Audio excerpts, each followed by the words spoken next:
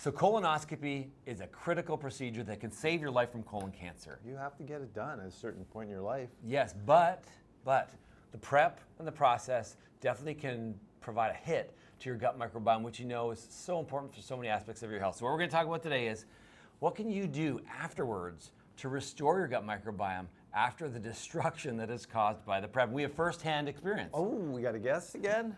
No, we got you. I don't like being the case study. Yeah, well, 23 days ago, Dr. Zalzo had colonoscopy. I just got out of the hospital the day before yesterday. He's going to speak to his unique experience. This is not a trial, but this is an N of one, an anecdote per se, but a unique experience that might help some other people know, hey, this is what my normal was, and if you're going through this, here's what can happen. That's right. Now, when you do that bowel prep beforehand, yes, as I was doing it, I was thinking, this is like hitting Control-Alt-Delete on your my colon. gut microbiome. Yeah, it really is, because you're almost like completely wiping it out. And so we're going to talk about all that. So, welcome to Talk with Docs. I'm Dr. Brad Wiening. I'm Dr. Paul Zalzo. Okay, so it all starts with the prep. So we've talked about this in our other video, kind of, what I wish I knew before colonoscopy. So the nature of this prep is to try to get rid of all the stool. Yeah. So when the camera goes up there, they can see rather than being in the bottom of the ocean, murky, dark. Yeah. Can't see a polyp or cancer that way. No, and prep's a soft word. I would have chosen a word more like assault on your gut is what you're doing, really to clear it out so that they can see. Right, and what they've shown is that this prep not only reduces the number of bacteria, but also a little bit the diversity, but really it just reduces it, it flushes them out. Some of them still stay, some of them stay in your small intestine, some of them stay in the folds of your colon and the mucus lining, so it's not down to zero, and even if you did multiple preps, you probably couldn't get it to zero, but certainly the balance is really disrupted. Rewind. The gut microbiome is the trillions of bacteria that live inside your intestines symbiotically with you and help you digest, help your immune system. The genetic information contained in those trillions of bacteria is 150 times more than your own genetic material. Wow. So and even your mind, that whole gut-mind combo that we've talked about or learning more about. And a gut immune system.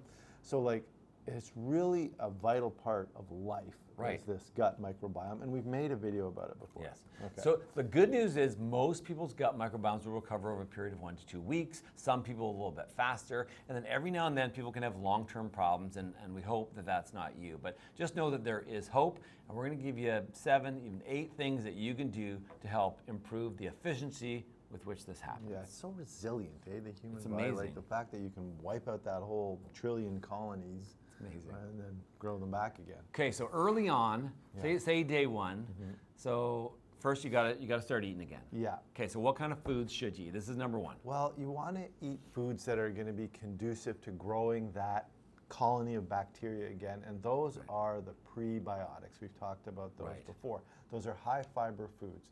Fiber is that substance that comes from the cell wall of the plant.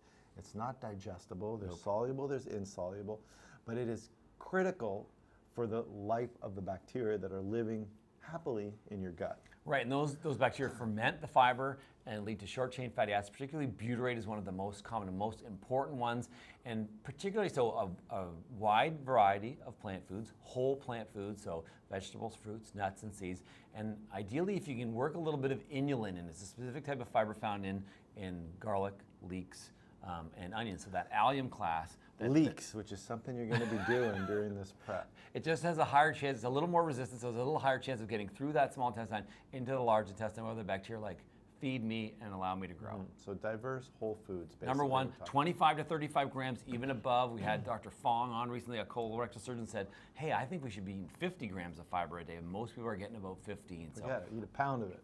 Up the fiber. One thing people are going to say is, you know what, I'm kind of gassy, I'm kind of bloated, I got some abdominal discomfort, so do this when you can, but know that it's safe to introduce early. So let's talk about your experience, Paul. Number 1, did you go right to some high fiber foods, 35 grams a day? No, I was not allowed, because if you watched our previous video, I had a minor complication, which wasn't so minor, of the colonoscopy. I had a post-polypectomy syndrome, acting like a microperforation. Happens rarely. Of course, if you're in the healthcare profession, there's a higher chance it happens to you. That's just fate. And you had to come in the hospital? I was admitted for a couple of days. And then upon discharge, I was told to eat a very low fiber diet because the idea is my bowel was very inflamed. Just extra traumatized. Yes, it was traumatized. There was no, we're thinking that the lumen is small, so you don't want to challenge it with a lot of fiber. So unfortunately, I knew I had to eat fiber to get my microbiome back in check. I wasn't allowed to. I had to eat a very low fiber diet. So your colon was like a drama queen a little bit. Yeah, a little bit. Looking for some attention. It was attention seeking, and attention it got. Okay, so number one, high fiber food, diverse plant food diet as soon as you can. Okay, number two is kind of along the same lines, but it's something that's unique that a lot of people don't know about. It's something called resistant starches. Yes. Starches, this is things like in cooled rice. And cooled potatoes, yeah. So those kind of complex carbs, you cook them. The leftovers, you put them in the fridge. Next day, you take them out. What's interesting, it has this kind of, it crystallizes in a way that allows it to traverse your stomach and your small intestine to get to the large intestine in more of its whole fashion so that it provides more food to be fermented for the bacteria. So number two, add some resistant starches. Who doesn't like reheated potatoes?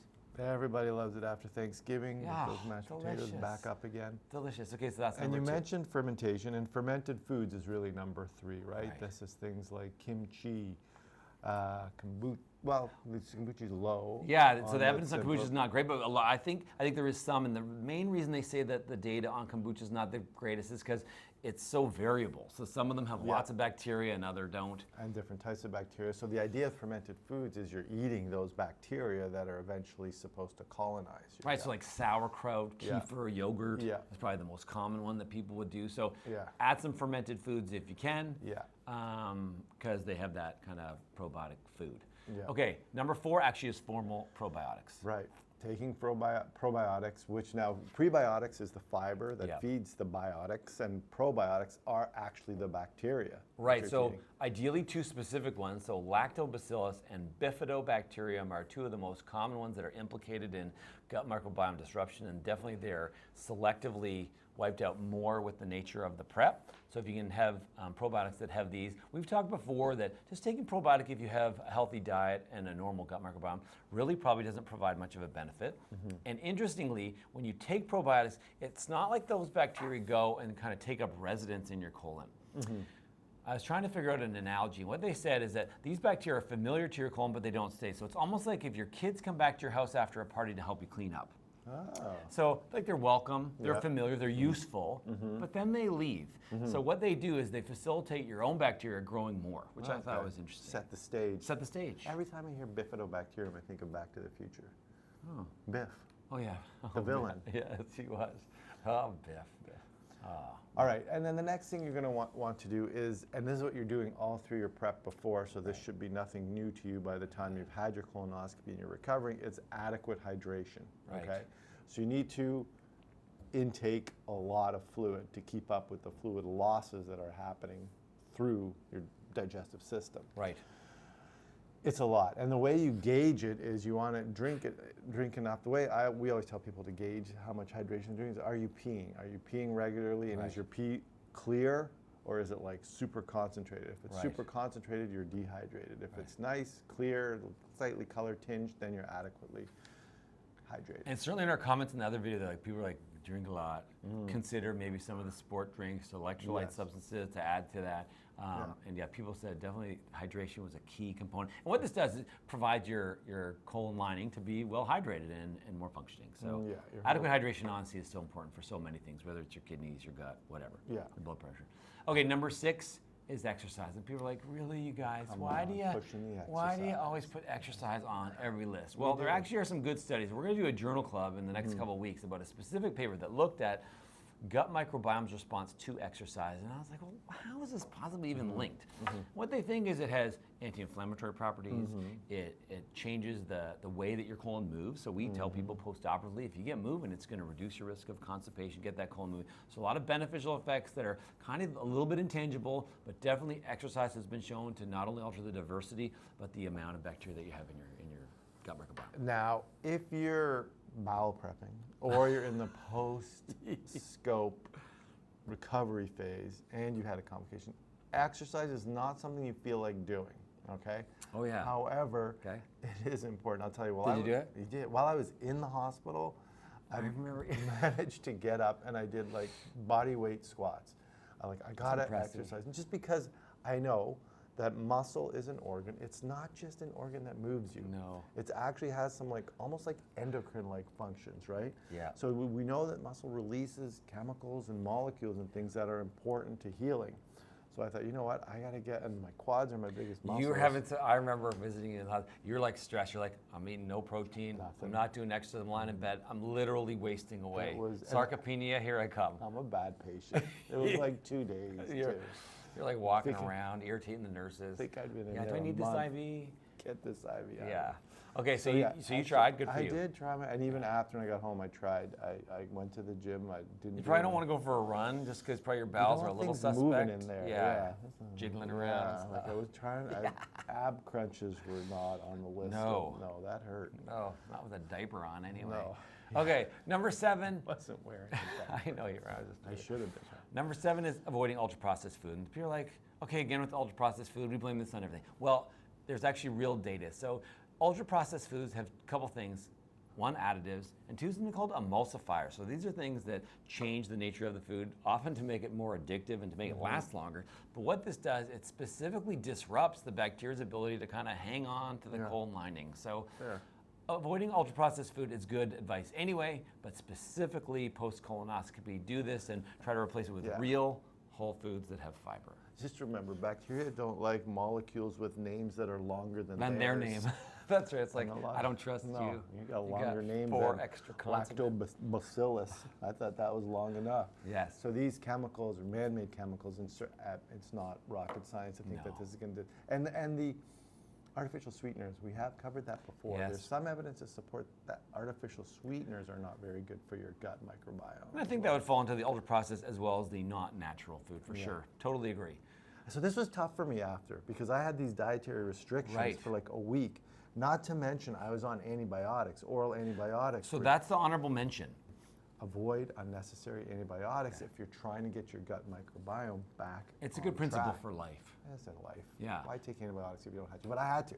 Yes. So I was on oral antibiotics. I couldn't eat fiber. I said I was eating like a teenager's weekend. That was my diet for like a week. Yeah. Right? Just junk. Yeah. Basically. Was there a small party that was like, well, It's not so bad. Right, I got to do it. Maybe I should do it for 2 weeks. Did you work any chicken wings in? I did. Yeah, They're nice. low fiber. I gotta enjoy this somehow. I like it. It's ridiculous. I like it. So now you know. Oh, and interestingly too about the specific types of bacteria, they found that when you do a colonoscopy prep, C. difficile or Clostridium difficile, which is a pathologic bacteria when it overgrows, has a unique ability to protect itself and to get reduced in a way that it's self-preservation. So people are like, C. diff, what about C. diff? Why can't we just wash that out? Well, you can't. You wash out all the other stuff, and it has like a better ability to kind of hang on. So yeah, our microbiome is so amazing. But I'm with you. It's so cool that it can come back.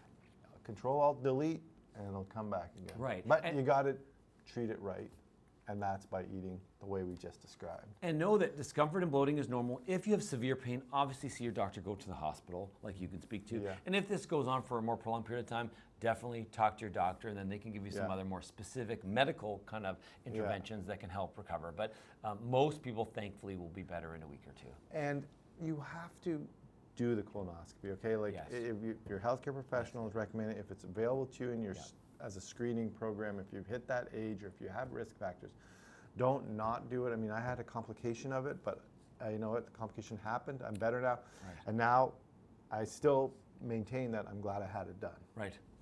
Leave a comment. If you had colonoscopy, if you had trouble afterwards, your strategy to recovering, because certainly that will help lots of people. Yeah, if you can have some tips and pointers about how to get your gut microbiome back on track. And you'll know when it's back on track when you're having your regular bowel movements again and their regular consistency. And you're feeling, generally, your abdomen's feeling more like its normal self. Right. I'll let you know if I ever get there. Yeah, you're still, so you're 23 days in, you're still not quite right, right? I'm not 100%, but I'm pretty close.